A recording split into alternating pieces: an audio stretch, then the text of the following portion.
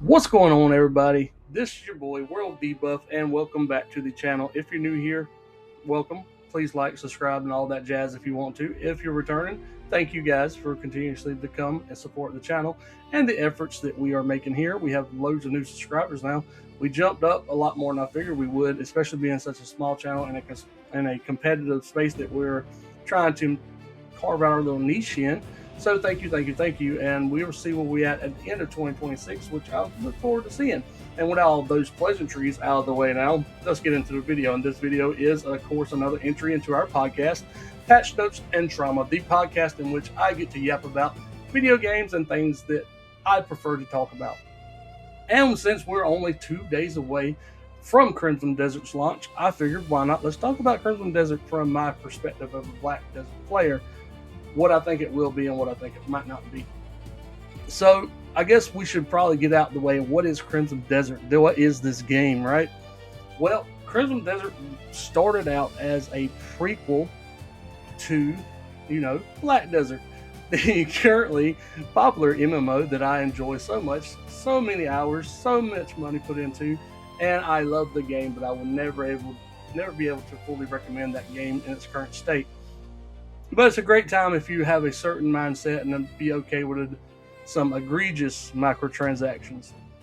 But that's not for this video. That may be in another video. So let's just talk about Crimson Desert, as it started out as a prequel to Black Desert, which is a very important tidbit for us to note because there's a lot of overlap in lore. We know this because in multiple interviews with Will Powers, the marketing director guy, he's been around for a while now promoting Crimson Desert.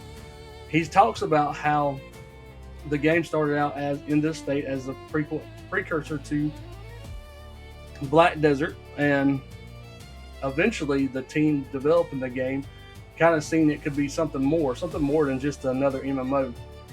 Now, this is just me remembering way back when. I do remember them saying this was supposed to be in their kind of PvE answer to the PvP that it was Black Desert. I don't know if that's true or not, but that's how I'm remembering things when I back when they first announced Crimson Desert, that this was supposed to be their PvE answer.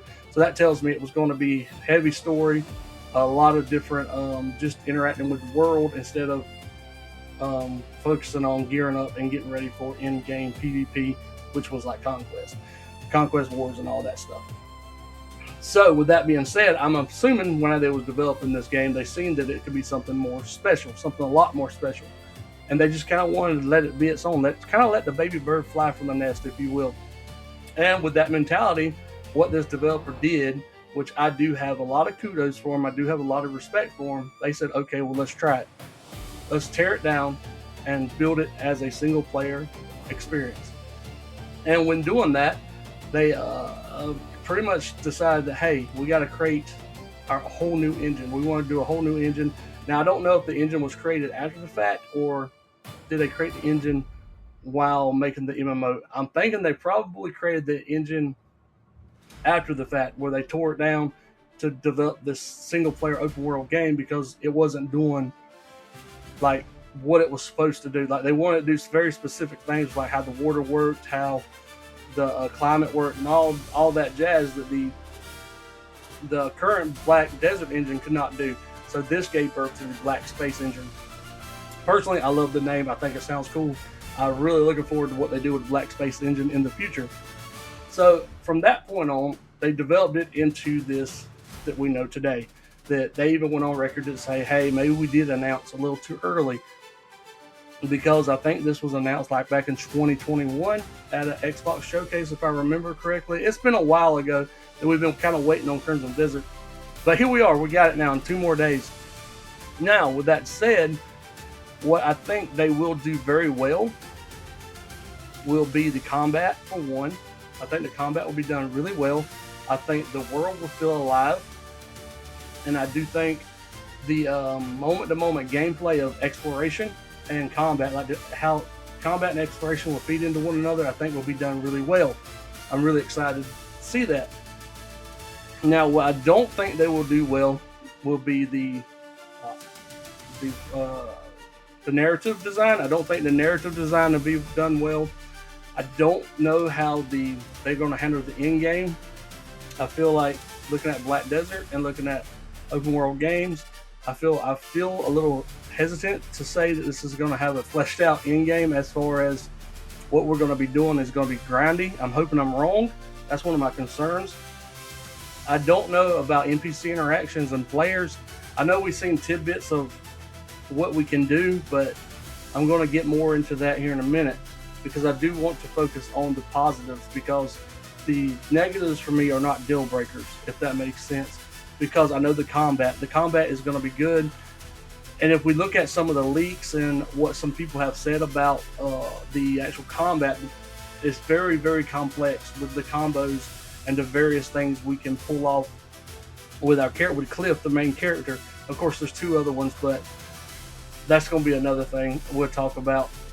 But we're going to focus on Cliff's combat sections because the leak, I think it was a leaker from, was he in Brazil or Mexico? It's one of those places, and he leaked a bunch of stuff, his review early, which, I mean, he's probably going to be blacklisted now. But anyway, what he was saying is how the combat was very akin to like Devil May Cry, you know, where you could kind of come up with all these crazy combos and all these parries, and you really could do all these cool combinations. And looking at the videos we've seen of combat, I believe it, because I just see like Black Desert combat, but times 10. You know, like they took Black Desert's combat and he said, you know what, let's crank that bitch to 11. And they did. Like, they did make these combos, and there's a lot of stuff I see in there, especially with the orc, like his hand cannon. That reminds me of the Berserker class. You see a lot of Cliff's abilities look like just ripped from the Warrior class, but it's amplified, like the wrestling moves, picking up slams. You did all of that in Black Desert. Even Damien with her bow, or was it Cliff with his bow? They did the ranger shot from Black Desert. So it's a lot of it's ripped from Black Desert, and that's a good thing. That's a great thing. It's not a negative, because Black Desert has some of the most compelling combat in the MMO space, and if you can amplify that even more to make it serve the single player action adventure narrative, then that's going to be monumentally more fun, because you're going to be able to do more with it. You're going to be able to experiment more for it, and you're not going to have to really worry about the interactions between multiple classes. You can just make this a complete power fantasy if you want to, which is what I'm hoping they do. I'm hoping for the complete power fantasy. Also think the world is going to feel very much alive. It's going to feel very much lived in, because you can kind of see it in the previews. You can see how the NPCs are really motion captured. You can see how they move in and out of the towns and what they're doing around the towns. It feels like when you go into these cities, it feels very lived in. It feels like you're actually interacting with a living, breathing entity that is a city. And I love that fact. I love whenever I get into these big open worlds that we can drop in and feel like this is lived in. It's kind of the example whenever I think about if you play Black Desert and you run up to Calpheon. Calpheon is a huge city. It's a beautiful city. And then you run through Calpheon and you get to the bridge and you got all the soldiers standing at attention with the elephants. It's a really cool sight. Now, I'm thinking, like, what if now we have similar stuff to that in Crimson Desert, but in Crimson Desert, it won't be static. Maybe the NPCs are dynamic. Well, it has been confirmed, I believe it's been confirmed, that the NPCs have very sophisticated AI. I do believe they have schedules. They have their own kind of lives that they live, which I would be surprised if they didn't, considering, you know, like Bethesda's been doing this forever. We've been seeing this in Fable. We've been seeing this in all these other games. That there's a lot of games that have had this AI that has schedules, and it feels like they're alive. It feels like they're living their life. And I think that will go a long way for selling the miniature sandbox that Crimson Desert could be in the future. Because I don't think it's a complete sandbox, because this is going to get me into one of the negatives I think I have with the game. It's not a deal breaker again. It's not like, oh no, I'm not going to buy this game. It's just pulls the rein on the sandbox, if you will. Because we remember when there was a bunch of YouTubers that got to go play the game. It was like 10 hours a couple weeks ago. And one of them was Wolfheart FPS. I do like the guy. I like his content. It's really good content. He would actually try to kill civilians. He would shoot the arrow, and he said it would go through there. It would like go phase through the NPC, and then the guards all kind of got caught onto him. This leads me to believe that this is how it's intended to play. This wasn't a bug. I don't think we're going to be able to go around and just kill NPCs. Like, I think they're going to be marked as essential everybody. I know we've seen videos where people are like, oh, you can beat the women. Like, yeah, okay, but can you kill the women? You know, can you murder an entire village? I don't think so, because I think it's because Cliff is supposed to be Cliff. Like, we play Cliff. We don't get to morph Cliff. We don't get to change Cliff's story. Cliff is Cliff, and this is an RPG. And I think that is one of the reasons why we can't go and murder entire towns. Do I like the decision? No. Am I okay with the decision? Yes. I mean, at the end of the day, if this is how they want to play it, this is what we're going to do. So I'm okay with it. So outside of that, I do think this is going to play into the when we out exploring. When who was it? I think it was Wolfheart FPS again. When he come across the bandit camp, they was all kind of not dynamic. They were static, just like they was waiting for him to get there. I'm hoping that was a bug. It's a possibility it wasn't. Ideally, I would like when we come across the bandit camp that they are doing their own things inside their banditry ways, you know, being all sneaky and scavy. But maybe not. They might just still be standing there waiting on us to get there. Either way, that's okay. It's not a deal breaker for me, but I do realize that some people, when they play these types of games, they do look for that immersion, and immersion breaking, things like that can be quick moments for them. Like, they don't like it. Something else I think they're going to struggle with is the kind of guidance for players, because Black Desert also struggled with this. It didn't really tell you a lot. It's like how to do stuff. They've gotten a little better over the years, but when the game first come out, they didn't tell you nothing. It's kind of just drops you into the world and figure it out. Because much like Crimson Desert, like the farming, the housing, the fishing, the markets, the trading, the selling. I don't know if Crimson Desert has any selling, but these are all systems that were in Black Desert. They didn't really explain how to do them. You just kind of figured it out. And there's a lot of Black Desert players that enjoy that aspect of it, and there's a lot of them that don't enjoy that aspect of it. I fall on the latter. I'm okay with trying to figure stuff out. Let me try to figure it out, but also have ways in the game for me to fall back on. I don't like when a game makes me fall out of the game. Like, if I'm needing to look up a tutorial, I should just be able to find it inside the game without going to YouTube. I'm kind of an old schooler gamer like that. I don't hate using YouTube. Like, I know that's what we do now, but I would love for games to actually have it in the tutorials, like where I can go back and look over everything I learned in detail and be like, okay, well, this is how I did this, this is how I did this. Ideally, I would want the game to actually have a tutorial segment where it's walking me through it, like maybe in a side quest I can pick up, and the side quest will walk me through it. And it's like, hey, okay, well, we want to trade. Like, let's take trading, for example. I find a side quest. Okay, I got like some potatoes, and this farmer's like, I done got all these potatoes farmed up, and I can't sell them in this town. They done gone down on the prices. But I talked to my guy over here in Gunguku, and he said the prices are way through the roof. Let's go take them over there. So you do a whole side quest, and you and this farmer, they go all the way to Tentuku over here, and you get the potatoes there, and you see the market board. Like, oh crap, this is when you introduce the market board. Okay, now I can see the price of potatoes. Not only the price of potatoes, but the price of whatever else I'm dealing with. And that way the game has shown me and didn't just tell me. I do like being shown and not told. And I'm hoping we get that in Crimson Desert. I don't know how they're going to introduce us to all these systems, because this is a very systems heavy game. And I worry that with so many systems, some of it is going to get lost in the sauce. Like, there's some stuff that I feel like is unnecessary.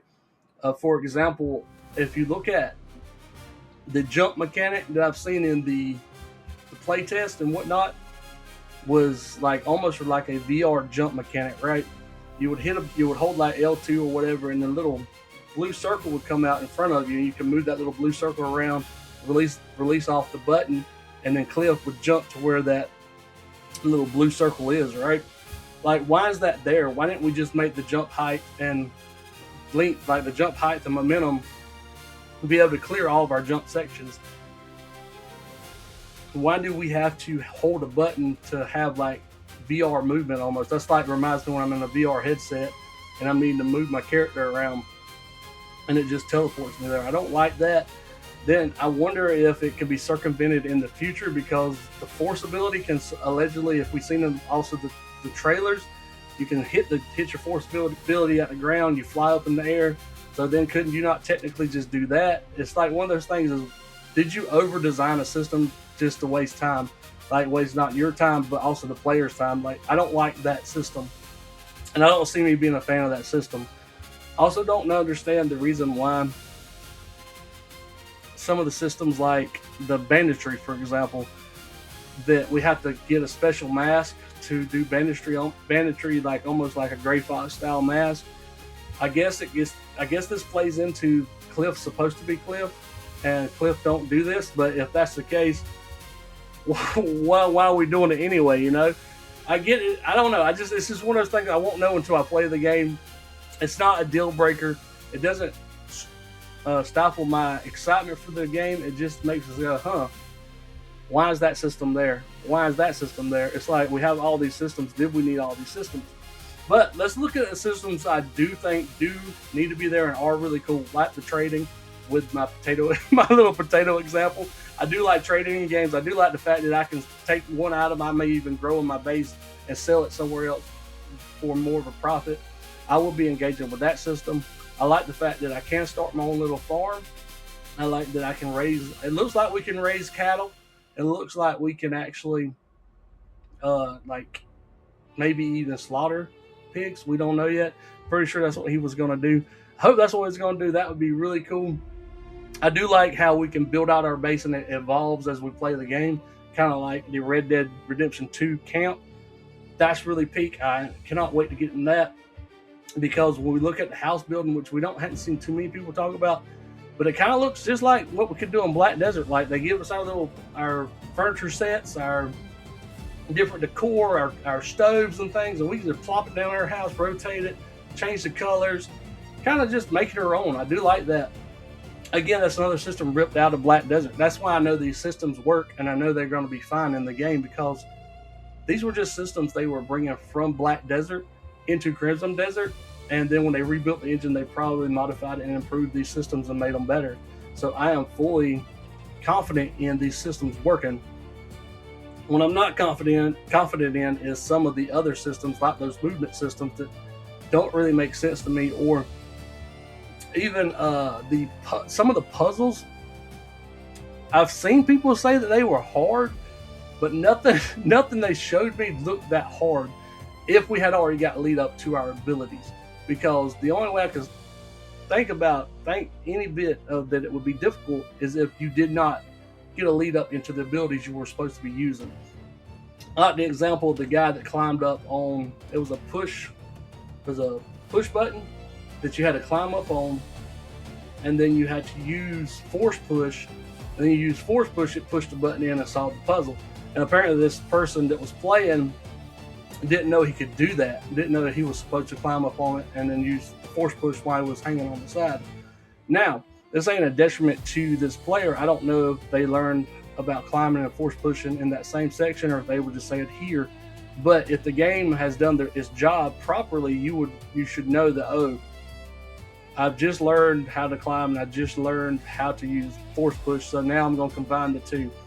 And if I've already done one push puzzle, the same push puzzle, which looks like the playtesters did do before getting to this point, then you should know just to incorporate climb into that.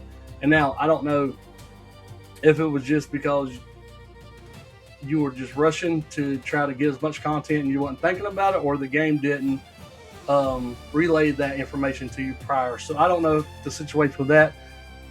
That's that kind of user experience that kind of worries me if Pearl Abyss can pull off. I'm not saying we need yellow paint. I'm not a big fan of yellow paint. Not a big fan of hand holding. I'm just a fan of knowing people are not gonna like your game. I'm a fan of figuring stuff out myself, but I also know the market's not like that much anymore. You will have an audience, but you have to also figure out a way to get the normies, how to coach them into, you know, being able to solve puzzles, because they're not going to remember. And this could just be falling back to a detailed tutorial list of things that you've done over the game, you've learned that we can recall to, which I'm sure is in the game.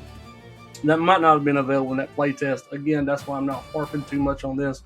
I just hope we have a little bit more challenging puzzles than what I've seen, because those did seem kind of simple. So we'll see how that goes. I can't wait to actually get my hands on the game, because I'm super excited for the game, because this could be one of my biggest games of the year. It looks really, really fun. I probably liken it more to Breath of the Wild, because we've seen a lot of comparisons going up online. Some people say Elden Ring, some people say Breath of the Wild. I'm glad most of the Witcher stuff is getting squashed, because this is not an RPG. So please don't go into this game thinking it's an RPG. It's not. This is the section where I tell you what the game's not, and it's not an RPG, and it's not a hand-holdy game, obviously. I'm hoping we have more guidance, but it's not an RPG.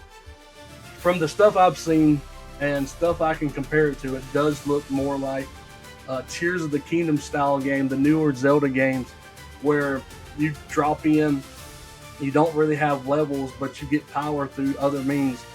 And in this way, Cliff gets power through your gear score and abilities. And the way you get abilities will be like going out and exploring and getting these what's called abyss artifacts. You can get these abyss artifacts, and you can learn different abilities inside Cliff's kit. Now, with that being said, there's other ways Cliff can get abilities.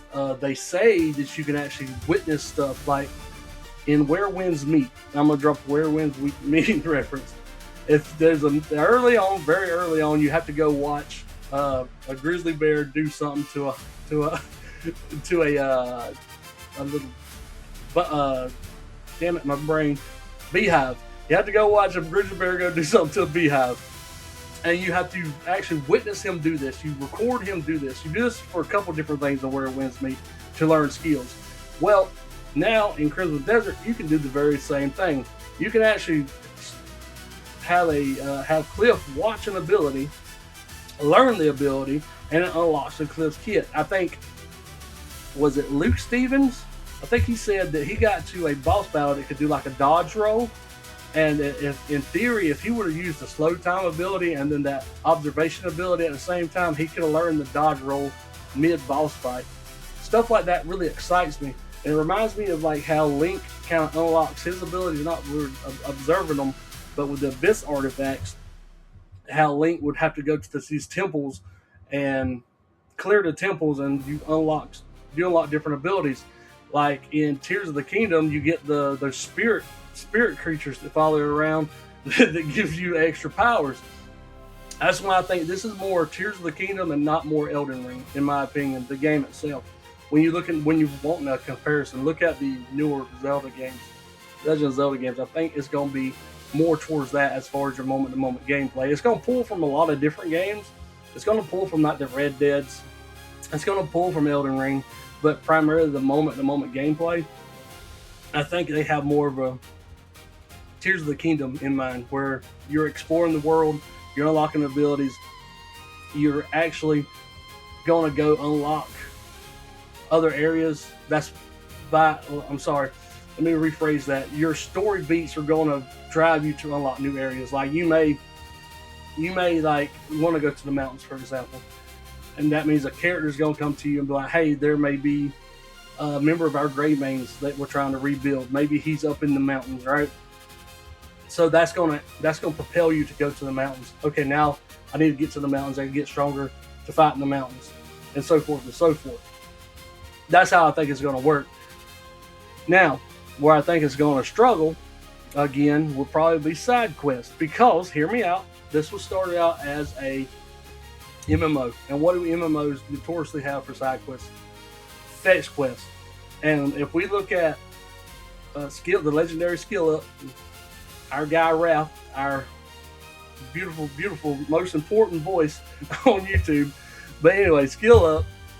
I do a little glaze for you for a minute. I do like skill up, let's be honest. But Even though I don't agree with him half the time, I do enjoy his commentary on video games because he does offer an oppositional take from what I normally have, and I respect his voice.